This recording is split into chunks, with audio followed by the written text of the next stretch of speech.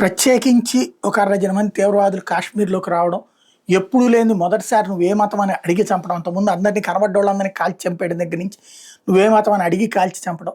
తద్వారా వాళ్ళు కోరుకున్నటువంటిది ఏంటి అంటే మతపరమైన ఉద్రిక్తతలు రావాలి, దేశమంతటా కొట్టుకు సావాలి అన్నట్టు. భారతీయులు తెలివిగలటువంటి వాళ్ళు వాళ్ళ ట్రాప్లో పడలేదు. కానీ భారత్ రిటాలియేషన్ అటాక్ చేయాలి అనినే కోరుకుంటున్నాడు. ఎందుకయ్యా అంటే పాకిస్తాన్ ఎడతెరిపి లేని యుద్ధం వైపుకి వెళ్ళాలి. లైక్ ఉక్రెయిన్ లాగా బతకాలనుకుంటుంది, సిరియా లాగా బతకాలనుకుంటుంది, పాలస్తీనా లాగా బతకాలనుకుంటుంది, యెమెన్ లాగా బ్రతకాలనుకుంటుంది, లెబనాన్ లాగా బ్రతకాలనుకుంటుంది. ఎందుకంటే ఇప్పుడు ఆ దేశంలో సైన్యం ఇష్టారాజ్యం, పాలకులు ఇష్టారాజ్యం, తీవ్రవాదులు ఇష్టారాజ్యం, ఒకళ్ళకొకళ్ళకి పొంతన కుదరట్లేదు.